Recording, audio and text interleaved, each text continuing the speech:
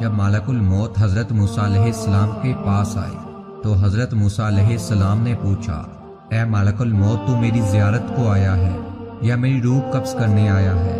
ملک الموت نے جواب دیا، میں روح کو قبض کرنے آیا ہوں۔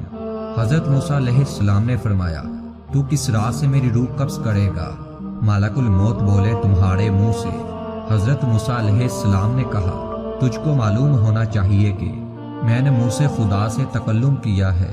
ملک الموت نے کہا، میں آنکھ سے نکالوں گا۔ تو حضرت موسیٰ علیہ السلام کہنے لگے، آنکھ سے میں نے خدا کا نور دیکھا ہے۔ انہوں نے کہا، اچھا ہم پیر کی راہ سے نکالیں گے۔ حضرت موسیٰ علیہ السلام نے کہا کہ میں پیروں سے چل کر کوہ طور پر گیا۔ کوہ طور وہ جگہ ہے جہاں حضرت موسیٰ علیہ السلام اللہ تعالیٰ سے ہم کلام ہوتے تھے۔ پھر ملک الموت نے کہا کہ میں خدا کے حکم سے تیری روح کو قبض کروں گا۔ حضرت موسیٰ علیہ السلام بہت غصے میں آئے اور کہا، اے اسرائیل، کتنے ہزار کلام میں نے خدا سے بلا واسطہ کیے، کوئی بیچ میں واسطہ نہ تھا۔ بس آپس کی عزت کی قسم ہے کہ جلدی جان دینا پسند نہ کروں گا۔ اللہ سے میرا اور بھی سوال ہے۔ ملک الموت یہ سن کر چلے گئے۔ جناب باری تعالیٰ میں عرض کی کہ خدا تجھ کو خوب معلوم ہے جو موسیٰ نے مجھ کو کہا کہ اس وقت میں جان دینا پسند نہ کروں گا۔ پھر خطاب آیا کہ اے موسیٰ، تو میری طرف آنے کو راضی نہیں ہے؟ وہ فوراً بول اٹھے، اے میرے پروردگار، میں تیرے پاس آنے پر راضی ہوں، مگر ایک بار تیرے دیدار کی تمنا رکھتا ہوں کہ میں کوہ طور پر جا کر مناجات اور شکر کروں اور وہیں تیرا کلام سنوں۔ ہزاروں جان میری فدا تیرے کلام پر۔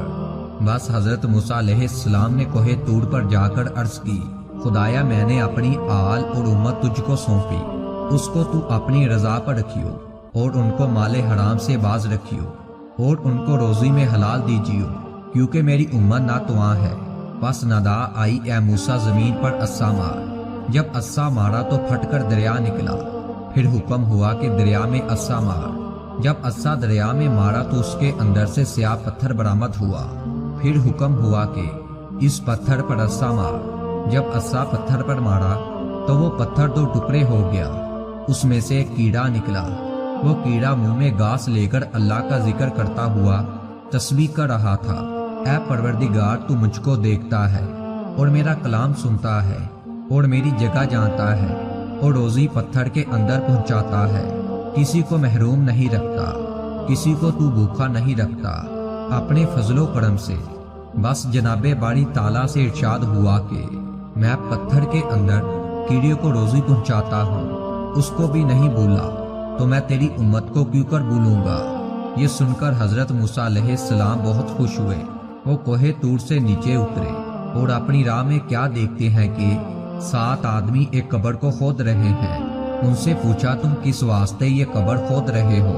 انہوں نے حضرت موسیٰ علیہ السلام سے کہا، جو صاحب قبر ہے وہ تمہارے قد کے برابر ہے، ایک بار تم اپنی قبر میں اتر کر تو دیکھ لو، یہ تمہارے قد کے برابر ہوئی کہ نہیں ہوئی۔ تب موسیٰ علیہ السلام نے قبر میں اتر کر دیکھا اور پھر کہا، یہ کیا خوب جگہ ہے، کاش یہ قبر میرے لیے ہوتی تو کیا خوب ہوتا۔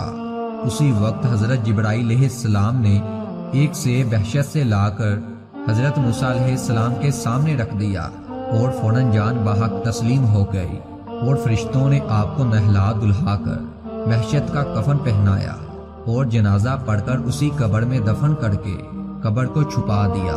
اسی لیے کوئی نہیں جانتا کہ حضرت موسیٰ علیہ السلام کی قبر کہاں ہے۔ جب اسرائیل علیہ السلام حضرت موسیٰ علیہ السلام کی جان قبض کرنے کو آئے تو حضرت موسیٰ علیہ السلام نے ایک تماچا ان کو مارا جس سے ان کی ایک آنکھ جاتی رہی۔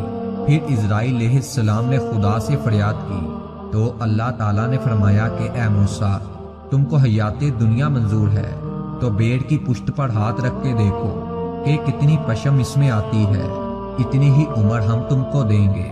حضرت موسیٰ علیہ السلام نے سوچا کہ آخر ایک بار مرنا تو ہے، تو تب اسرائیل علیہ السلام نے خدا کے حکم سے ان کی جان قبض کی، اور حضرت موسیٰ علیہ السلام کو عمر 150 سال برس ہوئی تھی۔